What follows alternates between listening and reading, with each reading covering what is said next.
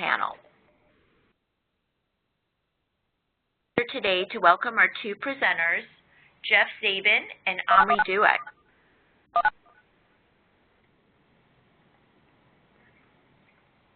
Jeff Zabin is a principal analyst and chief research officer at Gleanster.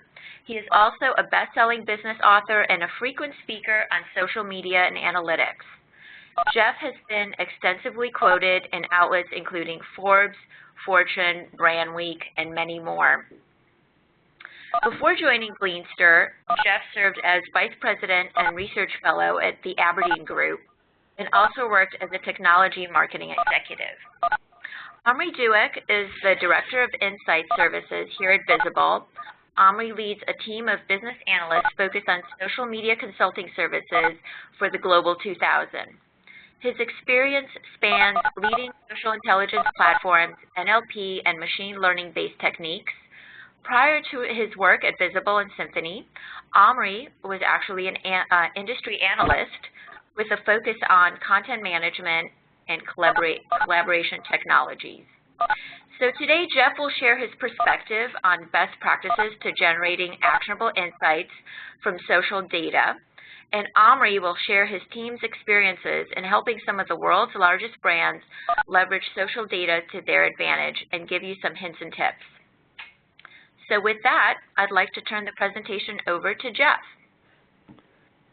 Great. Well, thanks very much, Laura. I appreciate the introduction, and I'm delighted to be here today to share my perspective and also some of Gleanster's latest research findings regarding social media monitoring and analysis. I'm also happy to be joined by Omri, who I know has some terrific insights based on his team's experiences working with lots of major brands, and of course I like the fact that he's also a former industry analyst. And of course, thanks also to Visible Technologies for making today's event possible. So, the topic of social media monitoring and analytics, or analysis, I should say, is clearly of great interest to a diversity of industry practitioners, judging from the registration list for this webinar. And that's one of the things I really like about this topic. It's applicable across all parts of the organization. And just to be clear, a lot of people refer to social media monitoring as social intelligence or simply social listening. We're essentially talking about the same thing here. So, Laura, I guess you're advancing my slides, so let's go to the next one, please. So here's a quick definition of social intelligence. I guess as a hobby, I like to dig up quotes by obscure psychologists from the first half of the last century, and so I found this one, and I think it's right on the money in terms of today's topic of conversation. So social intelligence is the ability to gain insight into the temporary moods or underlying personality traits of strangers. Of course, this was written more than 75 years before Facebook and Twitter, but it pretty much sums up the primary objectives, right? First and foremost, it's about gaining insight into how strangers feel. And in this case, it's about the various aspects of your products and services and about your brand in general. It's also about trying to understand, who are these people? What's motivating them, to share their experiences with your brand? What's their demographic and psychographic makeup? And so on and so forth. So, I think this quote is very apropos. Next slide. And just one other point of clarification here is that, before we get started in earnest, is that the title of this webinar, The Secret to Success in Social Media Monitoring and Analysis, well, it's actually two secrets.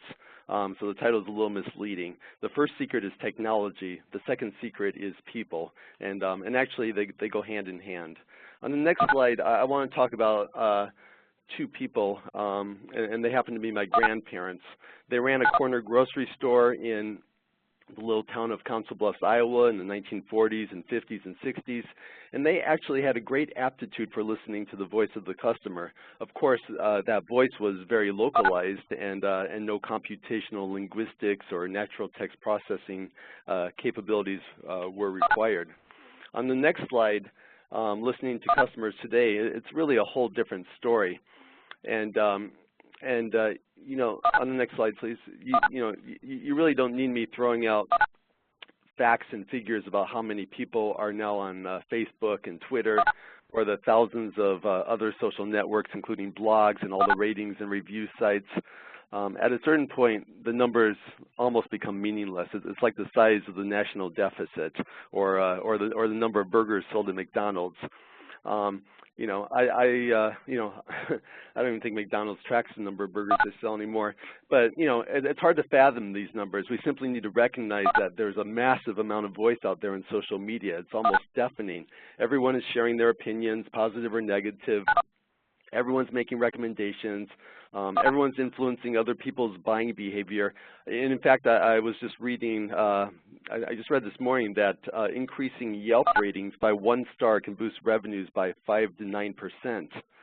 Which is pretty amazing, and also that 67% of prospects change their mind after reading only 1 to 3 negative reviews. So clearly, companies are paying attention. They know that control of their brand message has migrated to the consumer. They know they need to tune into the conversations that are taking place every second of every day as these consumers share their experiences and about their products and services. And not only that, they also need to tune in as these people talk about things that may only be tangentially related to their brand. And of course, the good news is that they now have tools for doing this, tools that are specifically designed for that purpose. And of course, there's simple monitoring systems. They use basic search to identify and segregate posts based on keywords. But there's also more sophisticated systems that do some pretty amazing things linguistically. They're able to break down structurally, sentences structurally by paragraph, by sentence, grammatically, looking at subjects, verbs, objects, the amount of space between them. And ultimately, what this allows is a deeper understanding of what is being said. And it also affords unexpected topic discovery. So what bubbles up from some of these consumer conversations that aren't necessarily just looking at search terms may be completely counterintuitive and completely unpredictable. And in my mind, that's where the real magic begins. On the next slide, as I sort of look at the evolution of, call it social intelligence, call it social media monitoring, call it social listening, we're seeing some emerging trends here as these solutions become increasingly sophisticated. We're seeing a migration from, just looking at the ratio of positive and negative sentiment to really looking at the gradients and getting a lot more understanding there, and I'll talk about that momentarily. Looking at, what else do I have here, predefined categorization schemes, open-ended topic discovery, I just touched on that. Looking at, the volume of relevant conversation is okay. You want to sort of understand how many people are talking about your brand, but what matters is the meaning of that conversation. That's really what matters.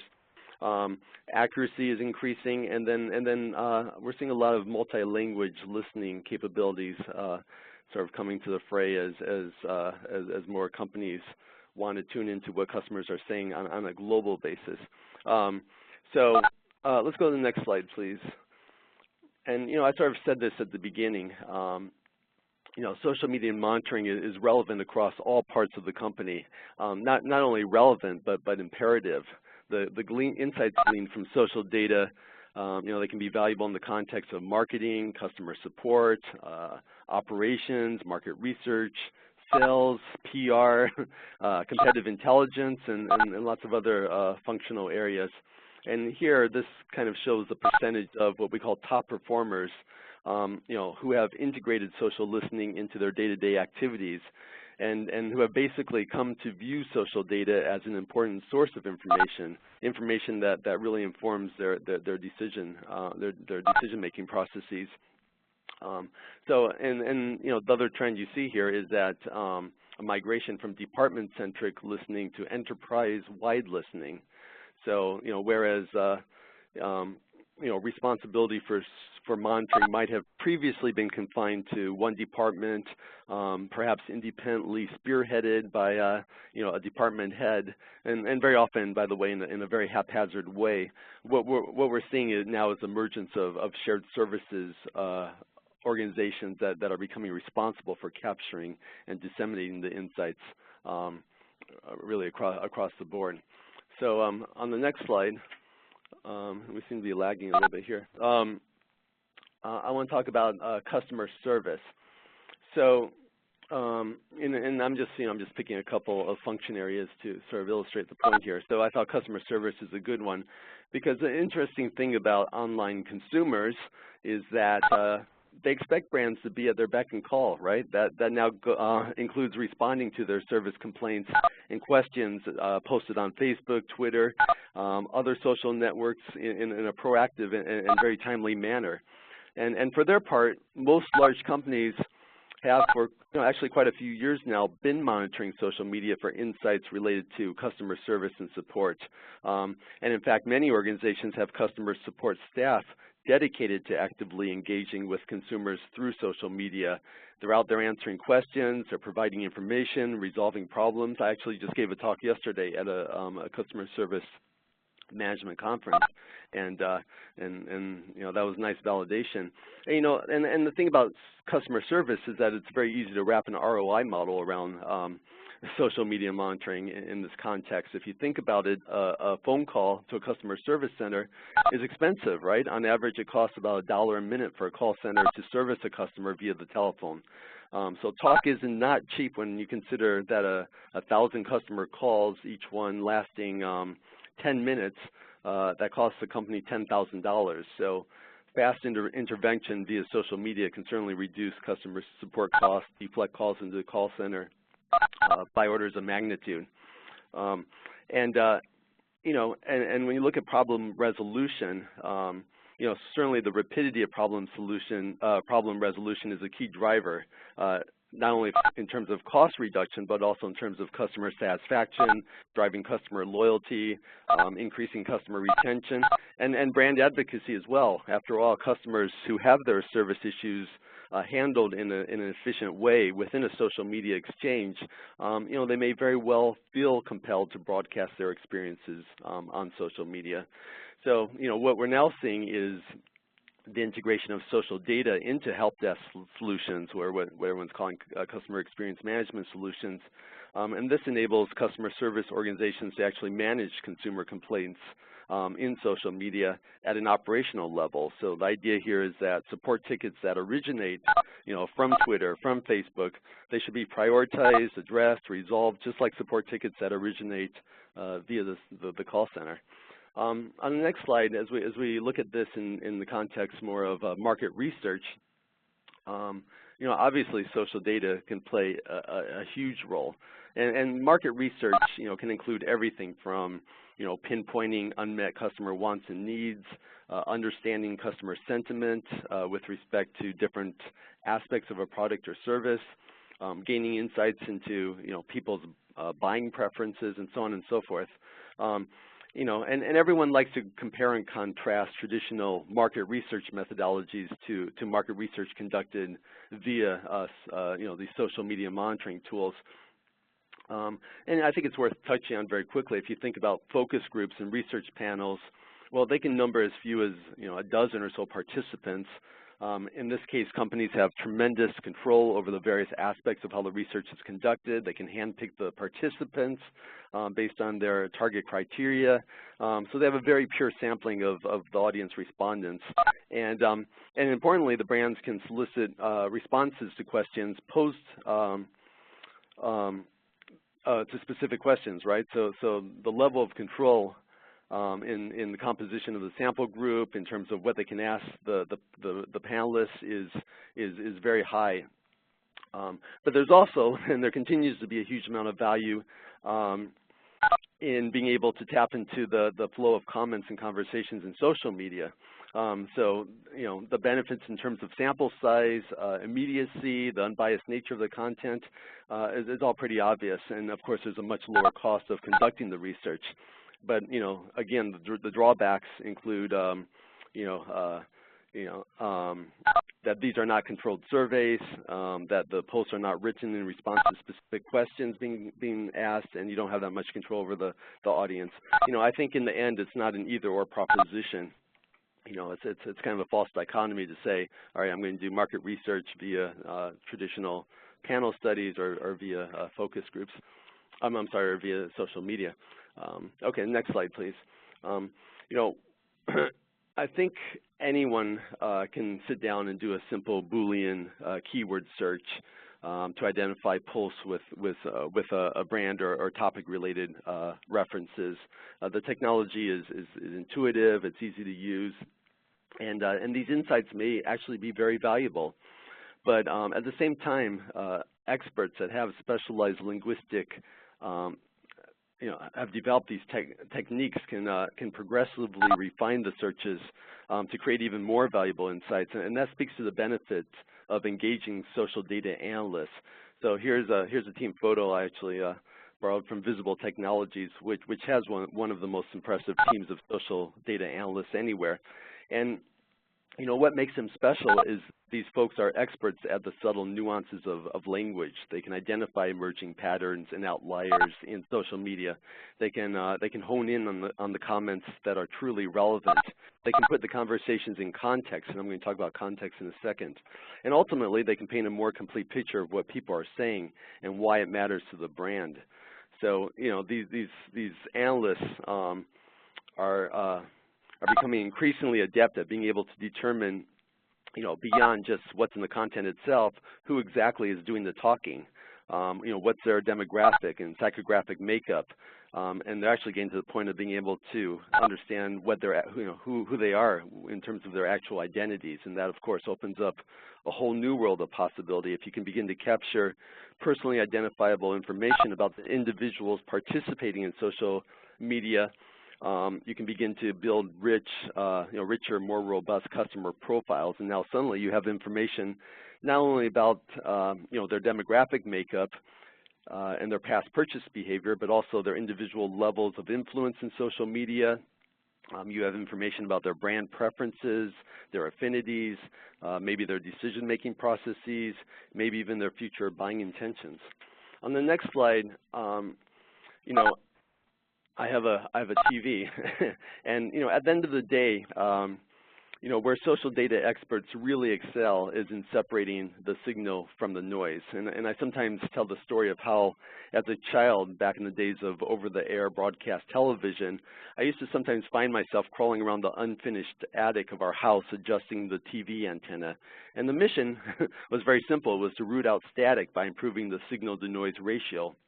And really, it's the same mission every company doing social listening is trying to achieve today.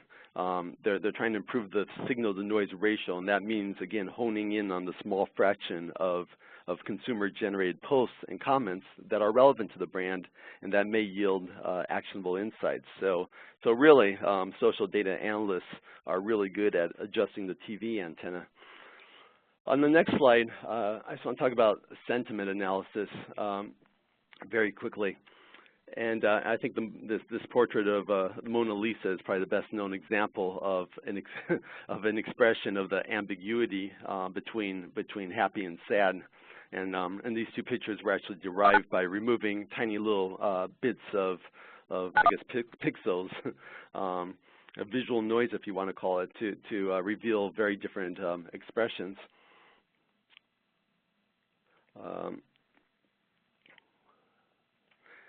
So sentiment, I think I lost the picture here, but sentiment analysis tends to be a big focal point of social media monitoring activities, and for good reason. If you can sort of identify the extreme spikes or other deviations from normal patterns on both the positive and negative ends of the spectrum, well, that makes signal an issue that requires immediate attention and possibly the need to take corrective action. So, very often people talk about social media monitoring in the context, as an early warning system. And I think that's exactly right. And every marketer today has a dashboard that includes an up-to-the-moment snapshot of the ratio of positive and negative buzz on social media, along with all the corresponding word clouds and other visual displays of semantic information. But sentiment by itself doesn't tell much of a story. And some people are happy with a brand, others aren't. The question is, so what? Why is consumer sentiment accelerating? Why is it decelerating? What are the reasons? These are the right questions to ask and the direction that we're headed. So on the next slide, evolution of social listening, and I seem to have lost. Hopefully everyone else sees this slide. So evolution of social listening. Top performers are, they're getting better and better at being able to continuously scan this vast universe of social media. They can dig into verbatim comments. They can look for emerging patterns. They can respond to individual tweets. And they're at the point now where they're very confident of their ability to get a good read on what people are saying about various topics that they deem relevant to the business. You know, they can tell whether a new marketing campaign is resonating with the target audience. They can tell if a potential brand devaluation issue is brewing on the horizon. Oh, I think we're almost back here. And they can identify customers' unmet wants and needs, and of course pinpoint sources of customer dissatisfaction. So I think where we're getting to now is consumer segment level analysis. And here, this means, you know, companies want to know who's talking about their brand by age, by gender, by geography, and even based on all the, you know, psychographic and behavioral attributes. And today, as I said, it's becoming increasingly possible to create these social profiles. You know, healthcare companies can segment patients from caregivers. Consumer technology companies can segment the most tech-savvy consumers from a more mainstream audience. And I'm finding that some companies are even segmenting by stages of the buying cycle, which is pretty amazing. On the next slide. Here's a guy with a divining rod. I think it's called dowsing, and he's obviously looking for something valuable, maybe just a drink of water. He's probably not looking for a customer insight, but you know the same principle applies. And if you think about mining, geologists, you know, what do? They help mining companies extract valuable minerals from the earth. They select their targets based on their expert assessment of the highest potential yield. And you know, when it comes to social media monitoring, just as when it comes to you know, traditional mining, well, it's not possible to mine the entire planet. You know, most locations would invariably fail to produce the desired results anyway. So on the next slide, the key here is to define the data universe. And I know Omri's going to be talking about this, so I'll be very brief. But what I'm seeing is that social data analysts are coming to the realization that it's not always a case of the more data the merrier. You know, until now, companies have frequently engaged in social listening into the social listening equivalent of mining the entire planet. And I very often hear companies boasting to me that, hey, you know, we have these, we're plugging into these massive data sets. You know, we're monitoring the Twitter fire hose. We're monitoring the Facebook social graph. And what I'm finding is that top performers are actually limiting the scope of the data universe. They're choosing to focus on a small subset of social networks that are likely to produce the most value. And you know, the reason is that processing enormous volumes of social data, you know, can have diminishing returns. And you know, I think it's a mistake when brands fall into this trap of thinking that, you know, they can't permit a single consumer comment to escape their grasp. So very often they're better off using social filters to block out a potentially large percentage of the conversations that may be taking place about the brand. And this means using all kinds of segmentation schemes against this defined data universe. And on the next slide, I talk about some of the data filters that brands are now using. And I think this is pretty self-explanatory. More than 7% of top performers filter out the product category level, for example. And but you know, most brands, 27% are only doing it, have yet to segment by distinct audiences and behaviors. And maybe they don't fully understand the benefits of doing so. You know, more likely they just don't have the resources with the experience and know-how to filter at this level. But you know, again, being able to identify and study the advocates and detractors in each target audience separately, you know, that's hugely valuable. And so on the next slide, I think I'm going to skip this one in the interest of time. I don't want to take away from Omri's presentation. So let's just skip to it's all about context. So in wrapping up, I just want to say that ultimately, context is the thing that makes it or breaks it when it comes to social media monitoring and analysis. You know, there's no shortage of basic tools out there, and even more sophisticated platform solutions that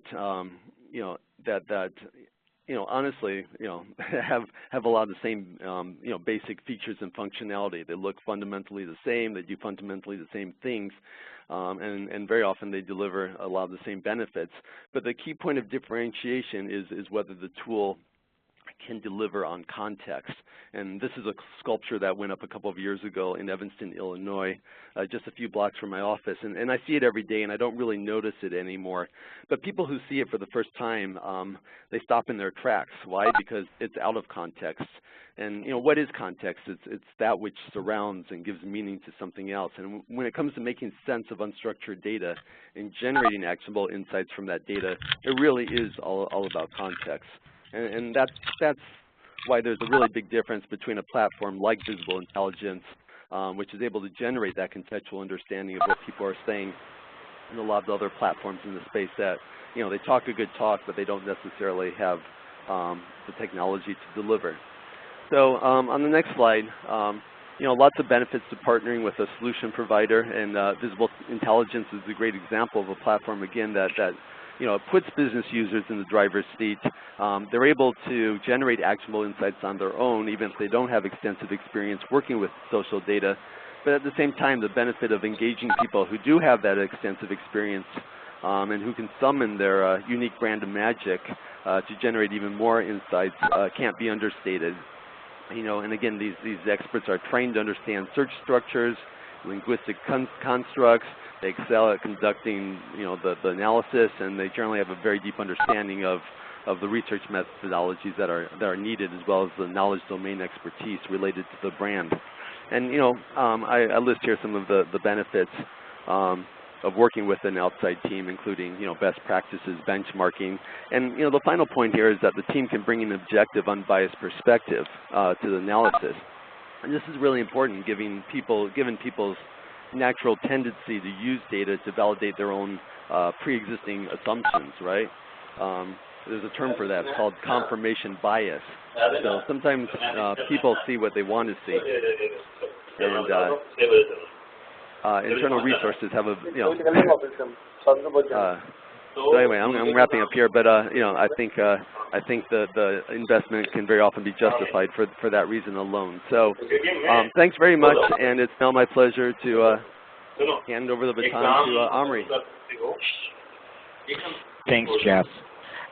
So as Jeff mentioned, I am the Director of Insight Services here at Visible. What I wanted to do with the rest of our time here is really walk through some examples of what my team has done. And I'm going to self-select a few slides here just for the sake of time. So as Jeff introduced the team, the Insight Services team at Visible is the in-house consulting and research practice. I think what really differentiates us is that we have backgrounds spanning market research, advertising, technology, consulting, but also linguistics and NLP. So that's search expertise to really be able to extract meaning from unstructured text. Our clients work with us from a spectrum of basic reporting through high-level consulting. And so one of the things that we do quite often is we help our clients get past the noise. And I find that if you speak to analysts that have been in the space for a while, they all have really good stories about the different types of noise they've had to get rid of in creating their searches. One of my favorites is displayed here, trying to tell the difference between mentions of Paris Hilton and the Hilton in Paris, for example. And I can tell you that when we went through this exercise, there were a number of terms that we had to exclude from the Paris Hilton side of the world, but I'm sure Laura would be quite upset if I mentioned any of those terms on this call. Of course, if you're in financial services and you're looking at Bank of America, you know that BOA is a type of snake. You also know that it means good in Portuguese. If you're in CPG, you deal with products like Suave, the body wash, not the adjective. If you're in technology, you deal with brands like HP, where you don't mean Harry Potter. And in automotive, you have cars like the Ford Focus, and you need to be careful that you're not looking for mentions of focus as in attention or focus as in photography. So we find that as analysts on our team kind of have all these experiences, they have great stories to tell about challenges around social noise that they've been able to work through. But the second thing that we do is really about structuring the unstructured.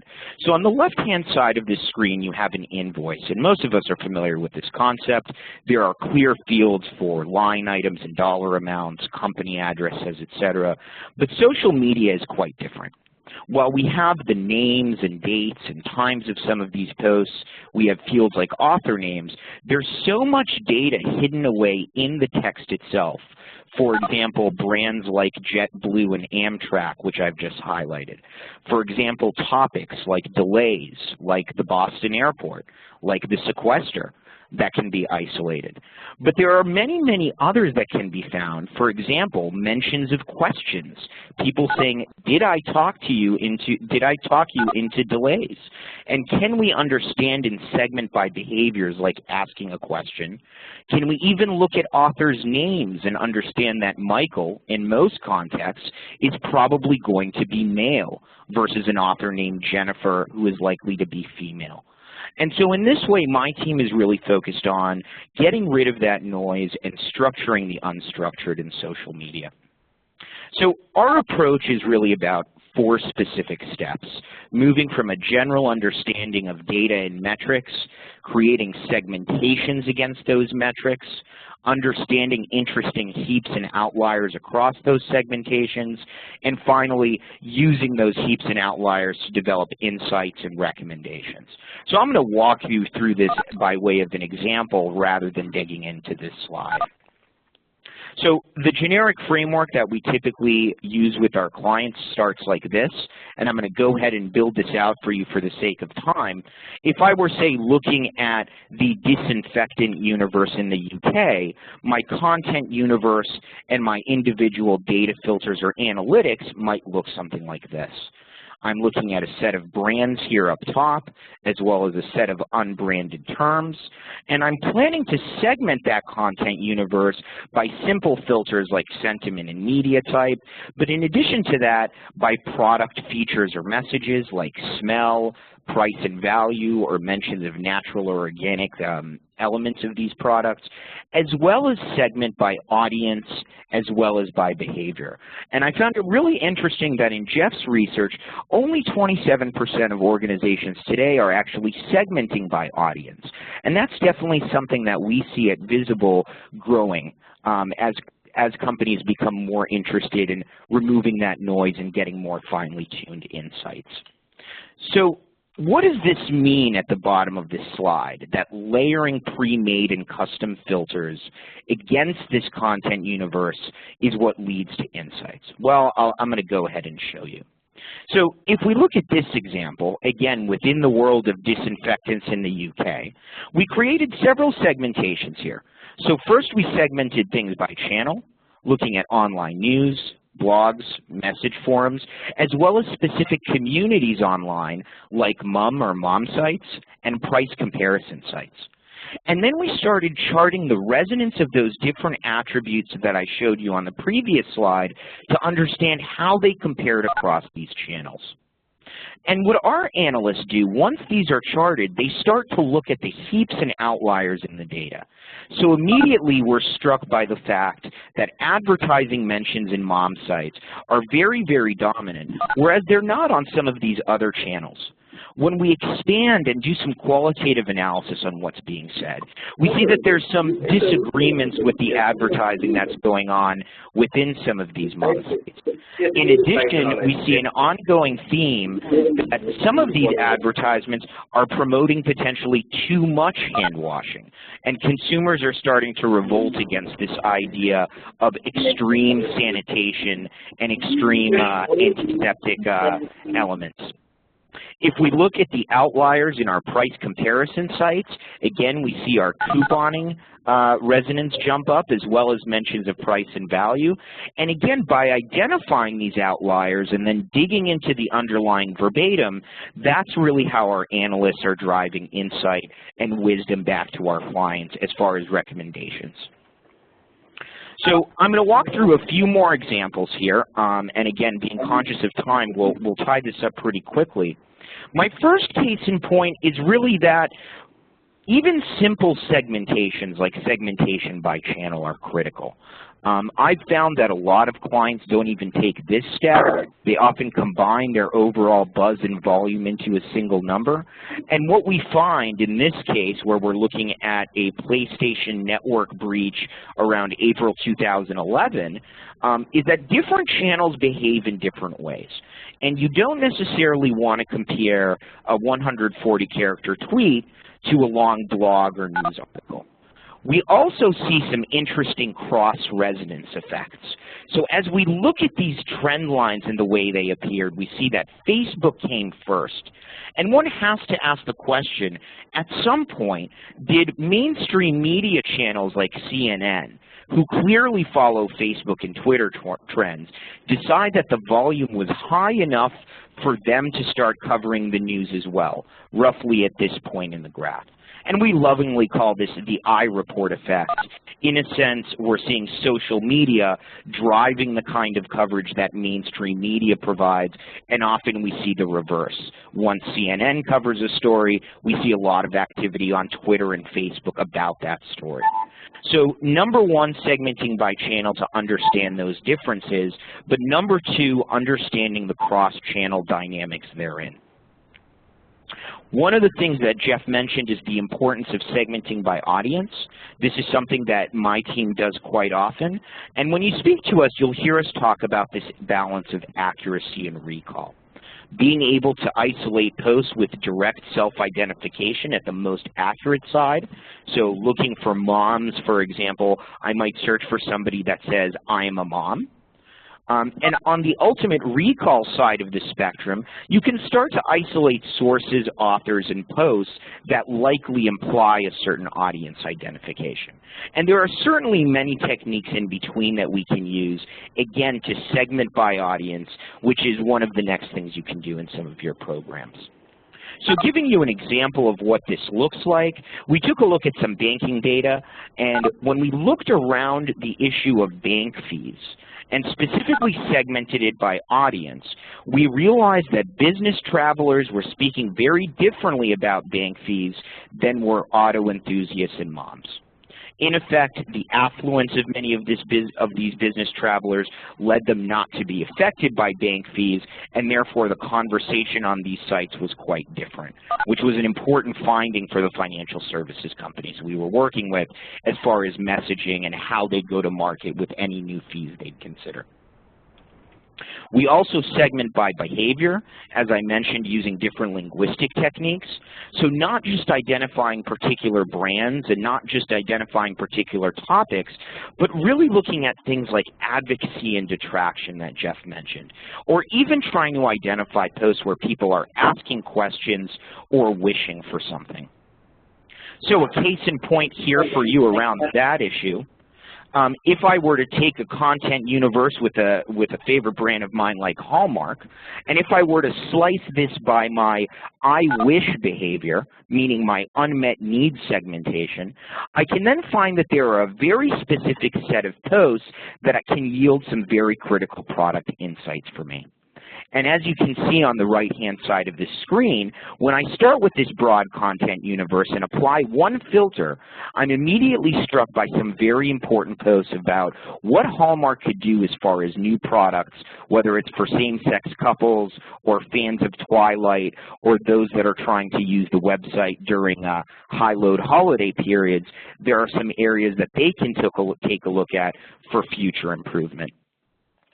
My last case in point here is really that combining the two, combining audience and behavior segmentation can provide an even better and narrower view of the world.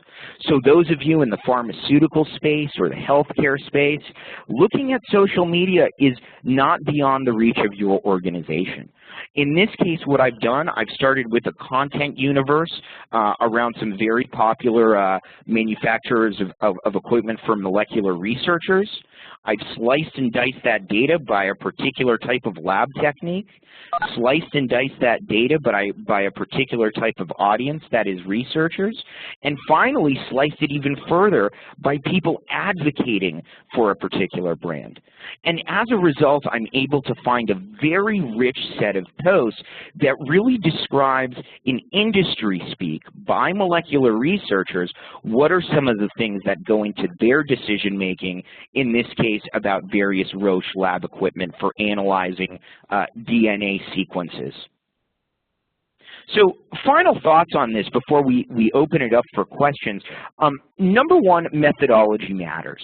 I know I went through these slides fairly quickly today, but what I will tell you is that when we consult with our clients, we spend a lot of time on the front end really talking about what our content universe needs to look like and what are the various segmentations that we're going to need to create. The second thing that I'd call out is that it's not just about brands and topics. It's important for us to start thinking about slicing and dicing by various audiences, by various behaviors, and by all of these other metadata and linguistic segmentations that we can use. So if I'm a casino or entertainment company based out of Las Vegas, I may want to even segment by location. Twitter posts that are arising from Las Vegas versus those that maybe are coming from my Mississippi location or various consumers in the Northeast. All of these different segmentations work back into our model to provide us the granularity we need, as Jeff described earlier in this presentation.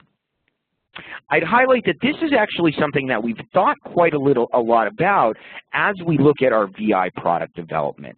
So actually, just about a week and a half ago, we launched a new category functionality which allows you to manage all of these segmentations in a central way, number one, but also analyze your data across all of these segmentations very quickly. So on the right-hand side of this slide, you see exactly what I mean, where you can very quickly select a particular brand or search term in VI, as I did for Hallmark, and very quickly slice and dice that by a particular segmentation. For example, the I wish segmentation that I used in a previous slide. So with that, we wanted to leave you with a little call to action, something to engage us with. So I'd like to invite you all to tweet us at Visible, which is, of course, our Twitter handle. If you include with that tweet the hashtag IWish and your brand, I will have somebody on my team very quickly use this I wish category that I demonstrated before, take a look at that brand, and come back with one interesting post, one interesting idea or unmet need that might be interesting for you. Of course, several conditions apply here. I'm not going to list them all on this slide, but we're looking forward to having all of these conversations with you around unmet needs, around brand measurement, and certainly about all of these opportunities to segment social media data to get past the noise and get closer to insights. So with that, let me turn it back to Laura, and I think you can start us with the Q&A. All right, well, thank you, Jeff and Omri. Yes, so we now come to the Q&A portion of the webinar, and so we can take as many questions as time allows. If you have a question for Jeff or Omri, you can submit your questions using the Q&A tab on the WebEx control panel. So just designate who the question is for or if it's for both, and I will then pose the question out loud, and we'll have Jeff or Omri respond.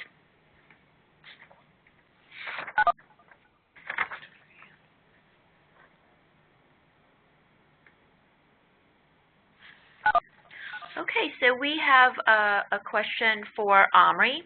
Omri, how many clients use visible intelligence only versus in conjunction with your services? That's a really good question. You know, we really see a maturity curve in the way clients work with us. Those that are not as familiar with social media and are just entering the process may rely on us very heavily at first, not just for consulting and implementation and setup, but also for actual reporting, whether that's a monthly brand health tracker or specific market research initiatives. What we find is that as clients become more mature with the platform, as they take advantage of some of the tools and searches and segmentations that the team has built for them, which they can certainly use on an ongoing basis, they start to bring things more in-house and develop some of their own internal team to support some of that reporting. At that point, my team really becomes more of a consulting arm, helping those clients with higher level questions, how to approach different modeling efforts, different segmentations, and it becomes a much more consultative relationship. Thanks, Omri. And now I have a question for Jeff. Jeff, what other trends are you seeing in the social media space?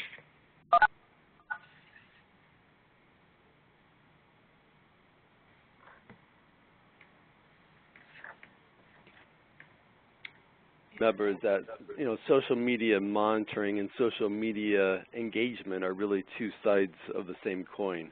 And I think as companies become increasingly sophisticated in their ability to really hone in on unmet customer wants and needs, really gain a multidimensional understanding of who these customers are.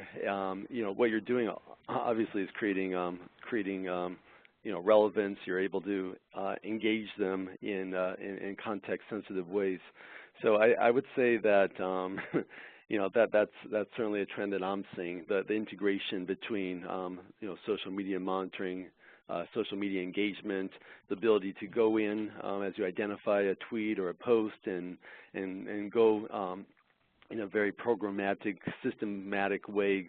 And respond to that post through the actual monitoring platform, and again, I think as this realm continues to evolve, expectations are just going to continue to rise in terms of consumers expecting that brands are going to interact, transact, engage with them through the social channel in a personally meaningful way. Okay, I have a question for Omri. Omri, is this only for social media data, or is any traditional media included? That's another great question. So certainly Visible collects a range of mainstream media data as well. I think you heard me mention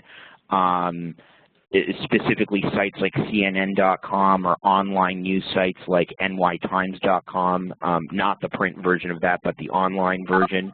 And in the example that I showed around PlayStation Network, I think I called out the importance of that cross-channel resonance. So how do these mainstream media channels impact social, and vice versa, how does social impact these mainstream media channels?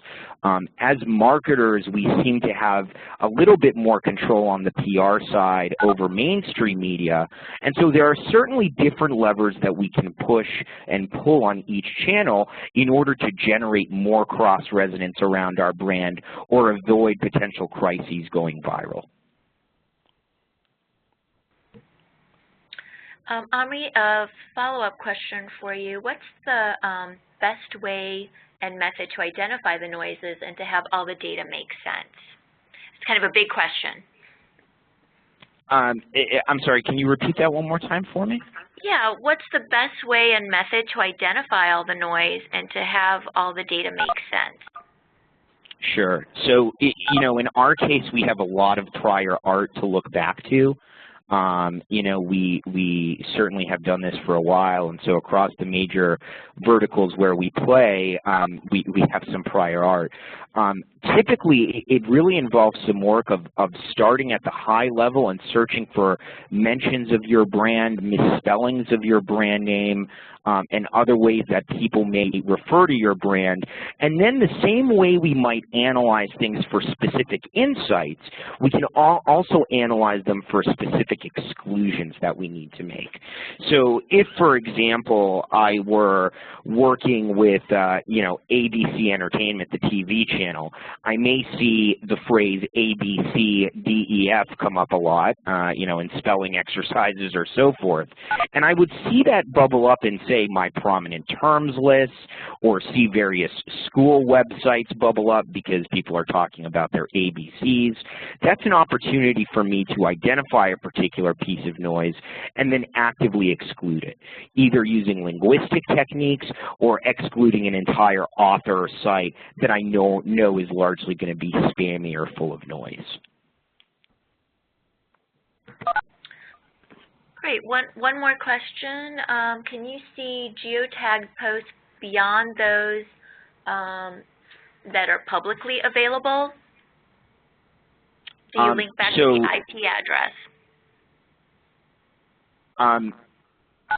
Can you say that one more time? I missed the piece about the IP address.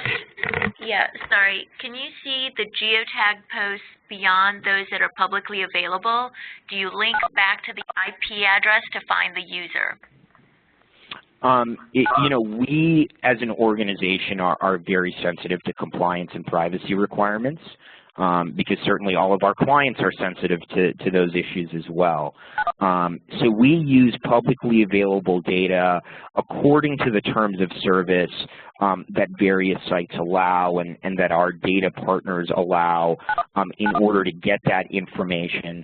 I believe that we do sometimes look at IP addresses of servers, meaning where these sites are actually located, but I'm not sure that it's actually traced back to the author.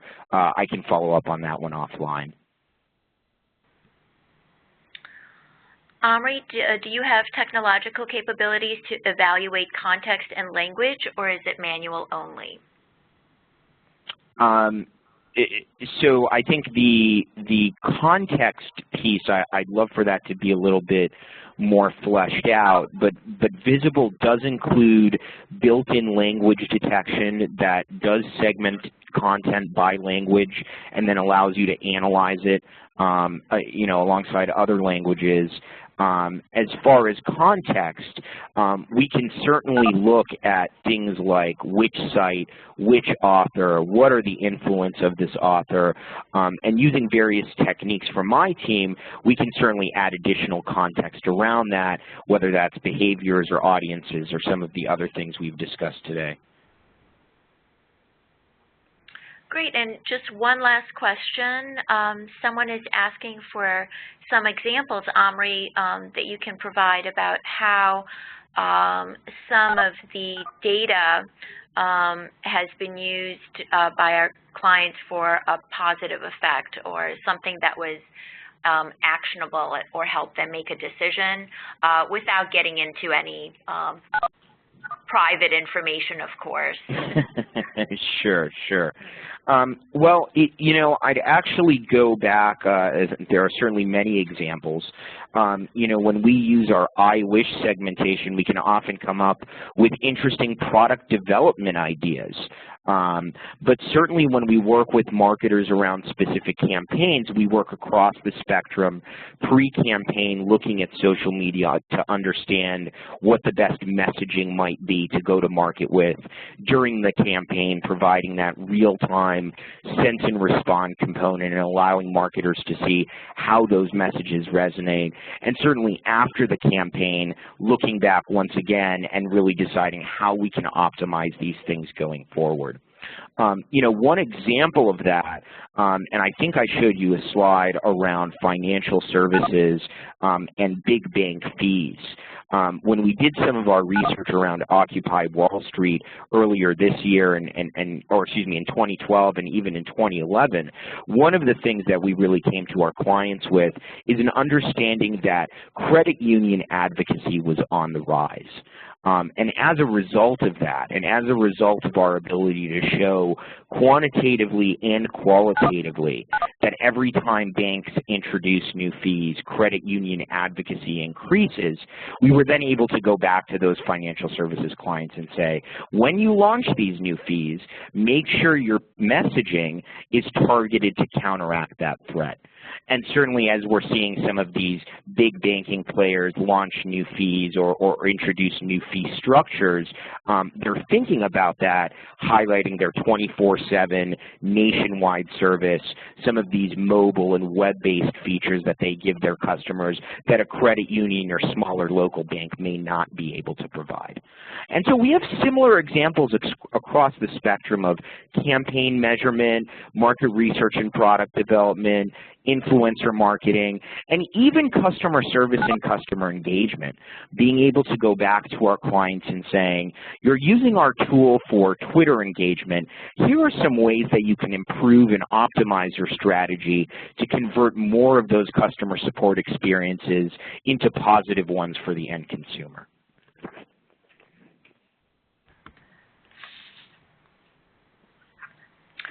Great. Well, I'd like to thank all of you for joining us today, and we really hope that you enjoyed this informative webcast. And I want to give a big thank you to our presenters, Jeff and Omri, for super informative slides today. Thank you so much. And just wanted to let you know that we will be sending out a link to the webcast so you can share this with your team or watch it again, and we'll also be sending out a link to the slides. There's also a deep dive report that Jeff and his team has been working on for us, and we'll be sending that out as well to everyone that has registered. So thanks again for your time.